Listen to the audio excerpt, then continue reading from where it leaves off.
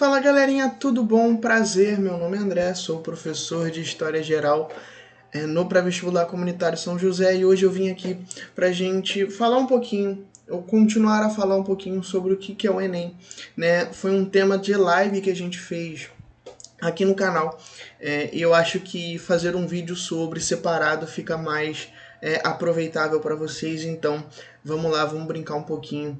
Vamos conhecer um pouquinho da prova que coloca medo e apreensão em muitas pessoas no Brasil inteiro, mas que se você conhece ela um pouquinho, você consegue se preparar melhor, você consegue entender para que você está fazendo o que você está fazendo. Antes da gente começar esse vídeo, eu gostaria de pedir a você, né, que está aí, que está assistindo, que chegou no canal a partir de um compartilhamento, de uma indicação de um amigo, se inscreve no canal, curta, comente, compartilhe esse vídeo com o maior número de pessoas possíveis, porque isso ajuda demais, não só quem está se preparando para o vestibular, mas a mim que está produzindo esse vídeo. Então, se você puder, eu vou ficar muito feliz, tá bom? Vamos lá, vamos falar um pouquinho sobre o Enem. Show? Vamos lá. Antes de tudo, a gente precisa pensar o seguinte: o que é o Enem? O que ele significa? O que a gente tem quando a gente fala Enem? Tá? A sigla Enem vem do jogo de palavras que se fala quando a gente vai fazer a prova, que seria o Exame Nacional do Ensino Médio. Então, nesse sentido, a gente precisa entender o seguinte: essa prova ela vai surgir com o objetivo de medir em primeiro momento a qualidade do ensino médio ou ensino dos alunos de rede pública e privada no Brasil, né? E futuramente ele vai servir como uma forma de ingresso na universidade. Ou seja, o Enem em primeiro momento ele vai ser ali uma forma de avaliar como o ensino no Brasil vinha acontecendo. Hoje você tem outros métodos de avaliação que vão aí quantificar a forma, o método, a qualidade e principalmente como esses alunos têm aprendido. Mas o Enem era e é uma das grandes forças para isso. Perfeito? Então vamos lá. O Enem ele vai surgir ali por volta do ano de 1998. Né? Ele vai ter a sua primeira edição. Ele vai registrar cerca de 157.221 inscrições, contando com 115.575 participantes, ou seja, você tem uma taxa expressiva aí de alguns, em torno de 40 mil que não vão participar da prova, por vários motivos. Essa prova vai ocorrer ali no segundo semestre, né, principalmente no início do semestre, né, que é ali em agosto, no iniciozinho, vai ocorrer no dia 20 de agosto. Tá? Do total dos 100% desses alunos, 83% deles vão ter taxa de isenção com relação à inscrição. Ou seja, muitos dos alunos que foram fazer a prova do Enem em 98 eram alunos que tinham especificidades, eles não precisariam pagar essa prova. Tá? E no ano de 98 a prova custava cerca de R$20. Hoje a prova custa mais de 80. Então a gente percebe o quão complexo e complicado é a gente falar de preço de prova, né? Hoje a prova custa bem mais do que em 98, principalmente pela quantidade de pessoas que vão fazer essa prova. Tá? Entre esses inscritos, a gente vai ter uma proporção de que 53% desses candidatos tinham entre 18 e menos de 18 anos, ou seja, são alunos que aí já completaram o ensino médio e que eram menores de idade. Então a gente percebe que em 98, grande parte ou a maior parte dos alunos que iam fazer o vestibular tinha menos de 18 anos ou tinha 18 anos. Desses 53%, né, do todo que a gente vai ter, 9 deles vinham de escolas públicas. Então a gente percebe o seguinte, um pouco da dificuldade dos alunos de escola pública de fazerem o Enem ou de conseguirem ingressarem numa universidade, isso desde muito tempo. Tá? Embora o uso das notas do Enem fossem válidos para o ingresso em instituições de ensino público, apenas 2 instituições aderiram ao sistema do Enem como um ingresso na universidade. tá? Essa prova ela foi aplicada para cerca de 184 municípios brasileiros. Perfeito, gente? Vamos lá, vamos agora dar um saltinho e vamos para 2009, né? Cerca de alguns anos aí na frente. 2009 a gente vai ter aí um Enem passando por inúmeras modificações e criações de outros sistemas. Por exemplo, a gente vai ter em 2009 a criação do Sistema de Seleção Unificado que a gente chama SISU. Por quê? Porque o Enem ele vai mudar de formato. O exame vai passar a ter, em 2009, 180 questões objetivas, sendo elas 45 para cada área do conhecimento, ou seja, são 45 questões para 4 áreas de conhecimento, mais a redação. Tá? A aplicação dessa prova ela passa a ser em 2 dias, e desde 2009 até 2017, né, você tem aí uma prova sendo feita nos finais de semana. Então eles escolhiam sábado e domingo e a gente ia para lá fazer as provas nesses dias. 2 dias de exames e aí é só pauleira. São 180 questões, 90 num dia, 90 no outro. Enfim, né, a gente vai perceber o seguinte. E o exame ele vai começar a certificar a conclusão do ensino médio. A gente vai ter aí o que a gente chama hoje de ENSEJA, né, que é o exame que você faz hoje em dia para os alunos que não conseguiram completar o ensino fundamental 1 e 2, né, o ensino básico da parte 1, né, ali em torno do CA até a 5ª série, até o 9º ano, perdão, e o pessoal que não terminou o ensino médio, você pode ali fazer a prova do ENSEJA, que ainda não saiu o edital, então fiquem ligados, né? A gente sabe que ela pode ocorrer em dezembro, foi uma das notificações que o MEC fez, mas a gente não tem muita certeza. Então, fiquem atentos lá no portal do INEP para mais informações com relação ao ENSEJA. Além disso, as matrizes de referência são reformuladas com bases nas matrizes de referência do Exame Nacional para Certificação de Competências de Jovens e Adultos, o ENSEJA, ou seja, as matrizes que vão ali compor parte da prova, elas vão ser substituídas ou vão ser melhoradas para adaptarem a essa questão com relação à certificação. Então o Enem vai passar por essa modificação. No ano de 2009, vão se ter cerca de 4.138.025 pessoas se inscrevendo no Enem, e esse Enem vai ser aplicado no dia 5 e 6 de dezembro de 2009 em cerca de 1.830 cidades. A edição de 2009 também foi muito marcada por inúmeros vazamentos da prova. A prova vazou inúmeras vezes. Então isso vai fazer com que o INEP, com que o MEC produza formas, mecanismos mais rígidos para que a prova não sofra vazamentos, né? Como aconteceu em 2009, se eu não me engano, foram cerca de 2 provas vazadas até que a terceira conseguisse ser feita. Então, todo aquele procedimento que a gente vem fazendo, desde do lacramento da prova, o cara vai abrir lá, tudo isso é um mecanismo, um instrumento criado pelo INEP, pelo MEC, para que isso não volte a acontecer. Perfeito? Então vamos lá, vamos para o ano de 2013. O que acontece? Tá? A partir de 2013, o Enem ele vai se tornar porta de acesso para todas as instituições de ensino superior público. Ou seja, o Enem ele vai começar a ter a adesão de grande parte das universidades públicas. Obviamente, algumas não vão aceitar, né? Você tem, por exemplo, alguns casos, até 2016, se eu não me engano, a USP não aderiu ao Enem. Parte dela não faz isso. A gente vai ter para 2020 também a USP não aceitando o Enem como um processo seletivo, tá? Então, parte dessas vagas que eram destinadas para a USP pelo Enem no ano de 2020 não vai acontecer no próximo exame. Enfim, mas voltando, a gente vai ter o seguinte, eu vou dar o exemplo do estado do Rio de Janeiro, que é onde eu moro, e aí a história da região fica mais fácil.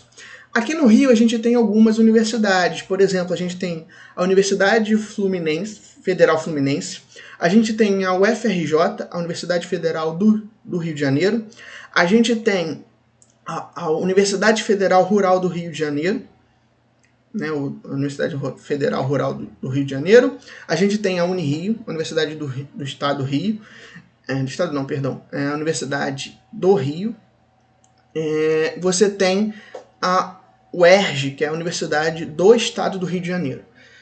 Né? Então, a gente vai perceber, né, que esses vestibulares até o ano de 2013, grande parte deles, né, a gente tem a exceção aí, o UERJ, que ainda continua, tinham a sua própria prova de seleção. Então era muito comum, na época de vestibular, as provas dessas universidades acontecerem muito próximas umas das outras, então inviabilizando com que os alunos pudessem fazê-las.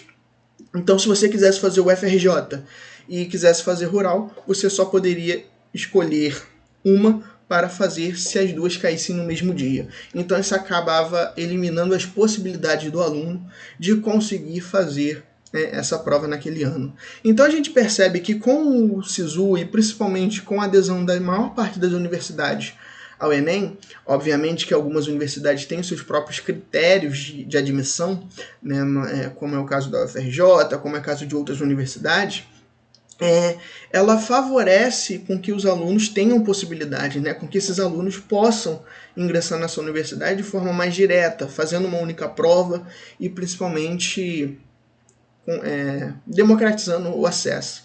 Né? Pela primeira vez você vai ter todas as instituições federais adotando o Enem, né? E eu estou falando das federais, a UERJ não é federal, ela é estadual. Né? A nota do exame ela vai ser utilizada também na concessão de bolsas para o programa do Ciências Sem Fronteiras, que se eu não me engano, ele não existe mais, e passa a ser divulgada por escola com estratificação nos níveis sociais socioeconômicos, ou seja, o INEP ele vai pegar esses dados reunidos ali em 2013 e vai começar a fazer um critério por escola, por região, por nível social, por nível econômico, e vai destrinchar como que funciona e como esses alunos estão indo a partir dessa coleta de dados. É interessante que se você entrar no site do INEP, você tem lá a ideia de database, né? Você tem lá uma parte específica onde você pode fazer essa análise de dados bem rápido e preciso. Ok? A aplicação desse ano foi, no ano de 2013, né, no caso, em cerca de 1.661 municípios, nos dias 26 e 27 de outubro. Perfeito? Vamos se encaminhar para o ano de 2014, o ano seguinte. Tá? A partir do ano de 2014, você tem aí uma conversa, uma associação entre as universidades de Portugal e as universidades do Brasil, né, ou o governo brasileiro, fazendo uma concessão e uma aliança política, econômica e principalmente de trocas de conhecimento. Então isso para o meio acadêmico vai ser sensacional. Você permite para que indivíduos se formem em outras universidades e acabem fazendo laços e vínculos institucionais que vão agregar muito à ciência, não apenas brasileira, mas também a portuguesa. A partir do ano de 2014, as universidades de Coimbra e Algarve, que ficam em Portugal, vão aceitar o Enem, marcando o início das parcerias com as instituições de ensino superior de Portugal, autorizadas a utilizar as notas do Enem em seus processos seletivos. O Enem é a única forma? Não. O Enem é parte de todo o processo. Então, você consegue fazer lá a faculdade de Portugal a partir das notas do Enem, ou concorrer, pelo menos. Neste mesmo ano, vai ser permitido o uso do nome social do participante, né, para aqueles indivíduos que não se identificam com o gênero que possuem, toda aquela questão aí que envolve uma luta do movimento LGBT, que é muito importante. Tá? As provas elas vão ocorrer nos dias 8 e 9 de novembro, em cerca de 1.752 municípios. Tá? É bem diferente, por exemplo, com relação ao ano de 98, que era em 184. Então você já vê um crescimento muito grande com relação à prova. Em 2015, e aí a gente está fazendo um processo mais lento, né, mas é importante, 2015 você vai ter a classificação dos alunos que ainda não tinham terminado o ensino médio, mas faziam as provas do Enem para terem uma noção ou para se prepararem melhor para o ano seguinte. Então eles vão começar a chamar esses alunos de treineiros. Né? Então, a partir do ano de 2015, você vai ter quantificado o número de treineiros que participam do Enem para fazerem uma autoavaliação, né, para se conhecerem, para saber como é que vão lidar com uma prova que dura 2 dias, enfim, toda essa discussão aí que a gente vem fazendo, ou que se vem fazendo um ano antes de você falar, olha, tá na hora, vamos fazer. Então, os treineiros são isso. No primeiro ano de levantamento, o INEP registrou que cerca de 12% dos 7.792.024 inscritos eram treineiros, ou seja, desses 7.792.024 inscritos, 12% deles eram treineiros. Então aí, você que é de exatas, faça as contas. Eu não sou professor de história, então eu não vou me arriscar a falar nenhum número aqui. Tá? O Enem ele vai ser aplicado no ano de 2015 em 24 e 25 de outubro para cerca de 1.723 cidades. E aí lembrando, né, esse ano de 2015 para mim é importante porque foi o ano em que eu fiz a prova e assim, foi uma prova bem interessante de se fazer. Vamos para o ano de 2018 para a gente marcar aí uma grande virada e principalmente demarcar esses cerca de 20 anos de prova aí do Enem. E para a gente começar a pensar o que pode acontecer no ano de 2020, pensando, ou melhor, na prova de 2020 que vai ocorrer no ano de 2021. O Enem do ano de 2018 foi o maior exame do Brasil. Ele vai comemorar ali cerca de 20 anos de idade. O Enem ele vai ganhar um logotipo comemorativo, ele vai ter ali a produção de 2 documentários, né, um documentário histórico e uma série de 5 mini documentários sobre os bastidores do Enem, né, como funciona, como é produzido, como são selecionados, enfim, esse mini documentário vai falar um pouco disso. Você tem, a partir do ano de 2018, o processo de solicitação da taxa de isenção.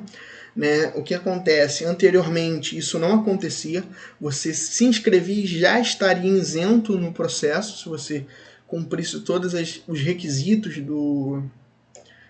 da isenção. Hoje o vestibular ele atua num pedido de isenção anterior ao processo de inscrição, então é importante. E a partir do ano de 2018, os alunos teriam que justificar o motivo das suas faltas, para que eles pudessem garantir a sua continuidade ou a gratuidade de novo. Então é interessante perceber que eles começam a fiscalizar, entre aspas, né, esses alunos que são faltosos ou que faltaram no ano anterior. Essa mudança, segundo o INEP, vai trazer bons resultados. O Enem de 2018 vai ter um dos menores índices de faltosos desde o ano de 2009, quando você modificou a prova, tendo esse formato de 2 dias. O que acontece? Né? No ano de 2017 para o ano de 2018, o Enem ele sofreu outra alteração, modificando essa estrutura de 2 dias para que ele ocorresse em 2 dias, obviamente, mas um domingo de uma semana e o outro outra parte da prova em outra semana. Então você tinha num domingo e no outro você tinha outra prova. Então você tem aí essa modificação acontecendo. Não sei se foi tão legal, não sei se foi tão bom, mas você acaba aí melhorando ou até mesmo tirando um pouco da atenção dessa prova. E ele vai acontecer o seguinte: nessa modificação, o segundo domingo ele vai ganhar mais 30 minutos da prova, né? Ou 30 minutos a mais na duração, e o quantitativo de detectores de ponto eletrônico aumentou 5 vezes. O que acontece? Né? Lembra que eu falei que eles modificaram a estrutura para que não vazassem as provas?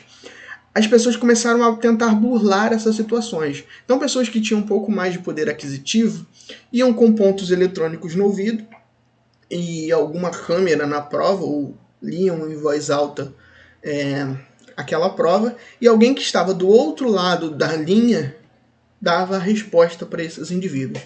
Então, se aumentou o número de quantitativos de detectores de ponto eletrônico, não só pontos eletrônicos, mas como detectores de metais. Então, todo aquele processo que você faz, olha, precisa falar lá com um fiscal, que você tem que ir no banheiro, e aí no banheiro tem um cara que fiscaliza ali, joga o detectorzinho de metal para ver se você está tentando ali fazer contato com o mundo exterior. É importante nesse sentido, é interessante a gente pensar nisso.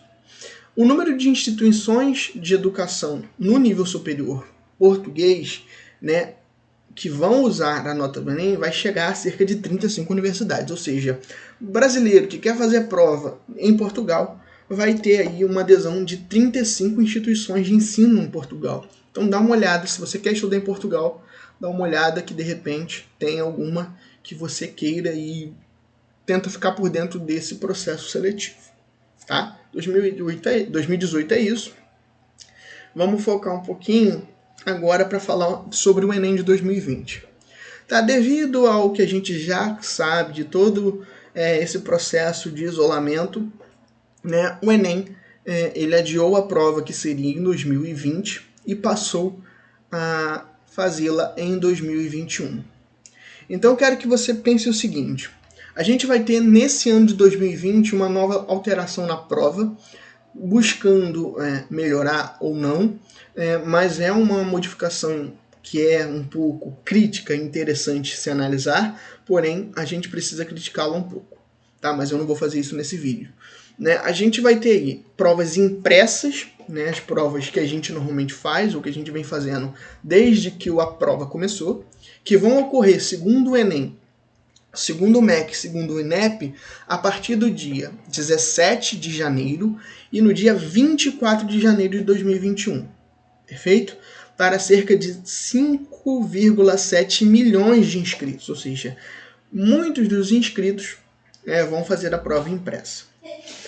Em 2021 vem a novidade, ou melhor, em 2020, né, na prova que valeria para o ano de 2020, a gente tem a inserção da prova digital. A prova digital tem inúmeros problemas, né, principalmente para quem tem deficiência. Né? Vários tipos de deficiência, ela não é tão inclusiva assim.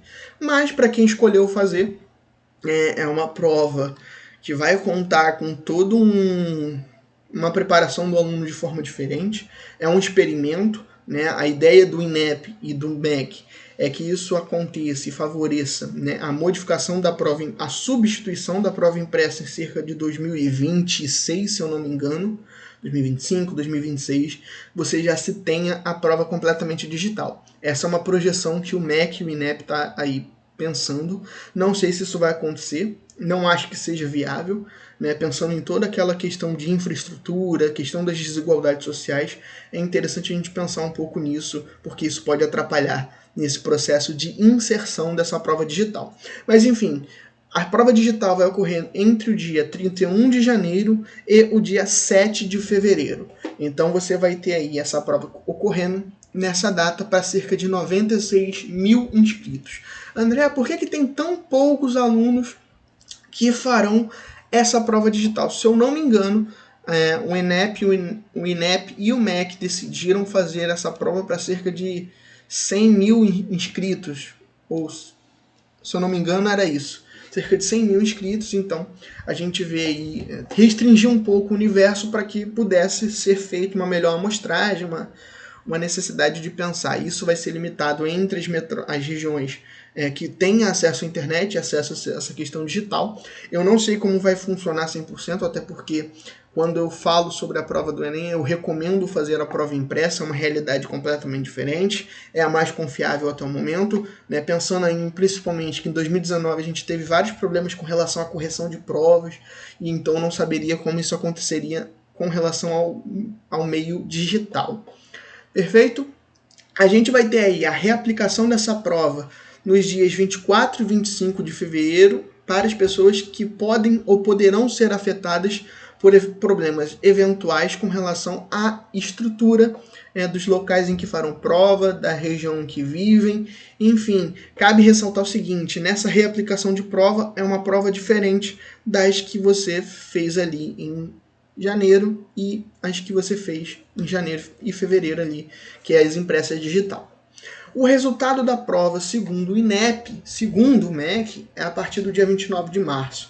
Mas vamos esperar um pouco mais, porque vamos dar um prazo um pouquinho maior, porque a gente sabe que esse ano que passou, o INEP teve muita dificuldade com relação às notas, muitos problemas de notas erradas, então é interessante a gente pensar que é um processo que está vai ser feito corrido, vai ter entre reaplicação e esse resultado final de tudo cerca de um mês. Então, em um mês, corrigirem mais de 5 milhões de provas, eu acho meio problemático, meio complicado, mas enfim, é o que eles prometeram pra gente. Perfeito? Vamos lá. A fonte de dados e os textos que a gente utilizou aqui, porque vamos pensar o seguinte, todos os textos que eu utilizei ali são textos do INEP. Então, o texto que está ali é uma produção do INEP, então eu retirei lá do texto deles para ficar mais fácil, para que vocês consigam para que consiga ser feito mais objetivamente. As datas do Enem foram retiradas das notícias feitas pelo G1, tá aí o link no PowerPoint. É isso, gente. É um vídeo relativamente curto, mas explicando um pouquinho do histórico do Enem, para que vocês tenham uma noção bem tranquila, bem fácil, bem mais abrangente. Obviamente, existem várias questões que a gente pode abordar sobre o Enem, mas eu preferi falar um pouquinho do histórico dele. Nesse momento, eu gostaria de agradecer a você por você estar assistindo esse vídeo até aqui, tá? Se você pode, se você tem lá suas redes sociais, gostaria de pedir a vocês que sigam a gente nas nossas redes oficiais, seja no meu Instagram pessoal, que é @andrearaujojr, ou no Instagram do canal, que é @inst.andrearaújo. Se você não quiser procurar aí pelo nomezinho, o link vai estar na descrição do vídeo, então se liga lá que vai estar lá. Aproveitar esse momento então, para pedir a vocês para curtirem esse vídeo, se inscreverem no canal e comentarem aqui o que vocês acham, o que vocês pensam. Gostaram desse tipo de vídeo sobre vestibular? Comenta aí que a gente vai tentar fazer aí outros vídeos com relação a isso. Tá bom, gente? É isso. Valeu, falou e até o nosso próximo vídeo com a nossa próxima aula. Valeu, isso aí. Beijo, beijo. Tchau, tchau.